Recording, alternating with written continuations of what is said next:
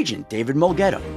But Jerry thought there was a deal. He referenced as much in the fact that when he bought the Dallas Cowboys for $150 million, he did it with a handshake agreement by looking in the eye of the man that he bought the Cowboys from and saying, we have a deal. And Jerry thought that he and Micah had a deal. And he was so angry that they didn't have a deal that Micah Parsons in his mind went back on it, that there never were any subsequent contractual conversations again. That was the end. Now, the Cowboys said that they weren't willing to trade Jerry Jones.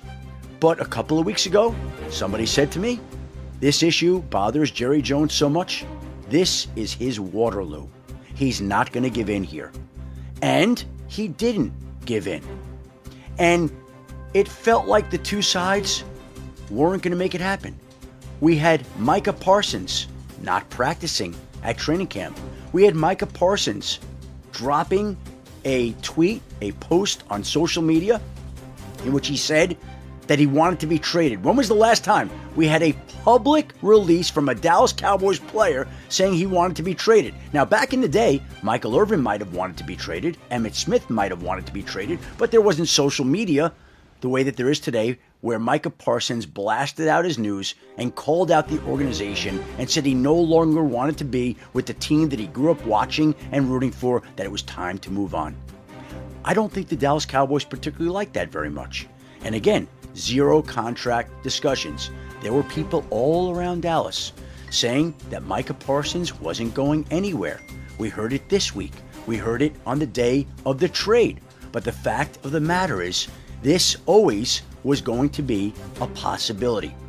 And I will tell you this, in addition to saying last week that we felt like these two sides were headed for a divorce, which now has become a reality, on Wednesday, I got a call that the Micah Parsons situation would be done and resolved in the next 2 days.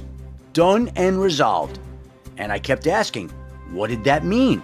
How is that? Is that a new contract? I called down to Dallas, spoke to a few people, was told that there was no contract forthcoming. So here's where I was on Wednesday. I'm saying to myself, you're telling me that there's no deal that's forthcoming in Dallas, but this situation is going to be resolved in the next 2 days. That's what I was told. And then I spoke to Dan Graziano and Todd Archer, my fine ESPN colleagues, this morning.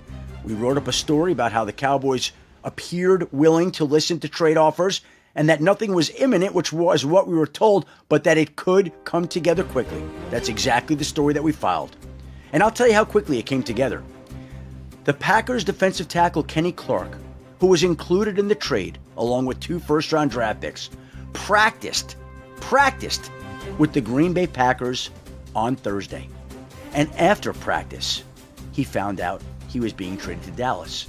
Now, why would Kenny Clark practice? Why would the Packers have him practice if they knew that he was going to be a part of that deal? But that's how quickly this deal came together. Again, I go back to what I was told on Wednesday.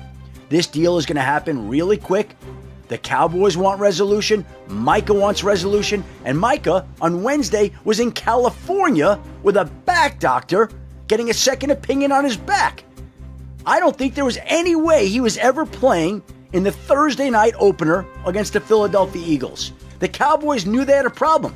They weren't going to re-sign him. They weren't going to pay the man. Jerry thought he had a deal with them. They never went back to him. Micah was so angry that he wanted a trade. And then all of a sudden this week, after last week we said these two sides were on diametrically opposed sides, I was told it was going to happen quick. I have to say, I still didn't know that I was expecting a trade. It's still hard to believe. You hear that it's possible, but until it becomes a reality, you don't believe it. And lo and behold, the Dallas Cowboys made the unthinkable happen. Now I will say this, about an hour before the trade, got another call from somebody. And he said, bro, you better stay on this because it's happening. It's coming down. And I started texting a few people. It's coming down. The trade's happening. And they're like, we're waiting to see. And lo and behold, late Thursday afternoon, there was the trade. If we just follow the signs. This played out a lot like Khalil Mack in Las Vegas with the Raiders. The Raiders started the offseason and said, we're not trading him. We're not interested in trading him. It went on. He didn't show up to camp. He wouldn't return John Gruden's calls when he was the head coach. And lo and behold, on the Saturday of Labor Day weekend, the Raiders trade Khalil Mack to the Chicago Bears. And lo and behold, on the Thursday of Labor Day weekend, the Dallas Cowboys trade Micah Parsons to the Green Bay Packers. Fitting, because the only two players in NFL history who have ever had at least 12 sacks in each of their first 4 seasons were Reggie White and Micah Parsons. So there's some good company there. Now, I had some contact with the people in Green Bay over the last few days. They were a little uncertain about whether something would happen. And one of the people there said to me, you got me so excited that this could happen that I couldn't sleep and I couldn't think about anything else all day. Somebody said that to me this afternoon. I could just feel something like this coming. Again, until it happens, you don't believe that it will. But the signs were there all along. In Jerry's mind, there was a deal, and then there wasn't. And then there were no contract negotiations. And then there were harsh words exchanged. And then there was the situation where Micah asked for the trade. And then there was no sign that he was going to play anytime soon. And at some point, the Dallas Cowboys say, we're going to move on. And I also was told that there were multiple suitors during the day on Thursday morning.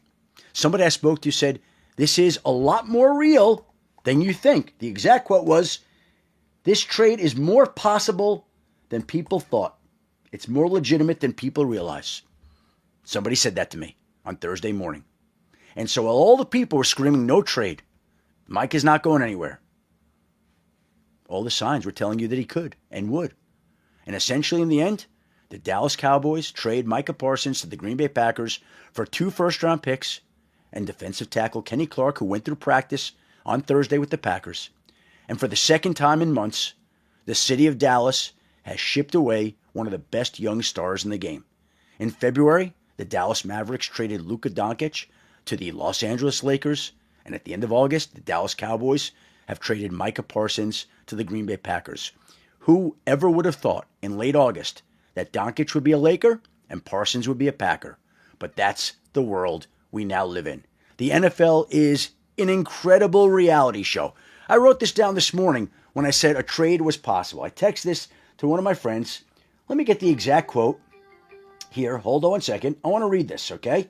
Because it was all spelled out this morning in a text. Hold on. Here we go. Okay. Here we go. And I'll give you the time that I sent the text and everything. 6:46 a.m. this morning. I texted a few people that I work with. I said, this league is, in all capital letters, relentless. Monday, we had Terry McLaurin resign, Trey Hendrickson resign, Joe Mixon ruled out for at least 4 games, Amari Cooper returned to the Raiders, and the Cleveland Browns trade Kenny Pickett. That was Monday. On Tuesday, we had hundreds of cuts. The Titans losing Tajay Spears for at least 4 games. Taylor Swift and Travis Kelce getting engaged. A world story, but a football story too. The Saints naming Spencer Rattler as their starting quarterback, and the Falcons losing their starting right tackle, Caleb McGarry, who protects Michael Penix's blind side for the season. That was Tuesday. On Wednesday, Adam Thielen traded to the Minnesota Vikings, the team he started out with. Rashee Rice suspended 6 games. Tommy DeVito claimed on waivers from the Patriots. Kyle Hamilton becoming the highest paid safety in NFL history. And now, as I wrote in the text at 6:46 this morning, now we get Micah, and it feels to me like a trade is coming. There it is, right there. Okay? 6:46 this morning. I texted that to a couple of my colleagues. And here we are, taping an emergency pod at 6:39, almost exactly 12 hours later. The league that never sleeps didn't sleep. Micah Parsons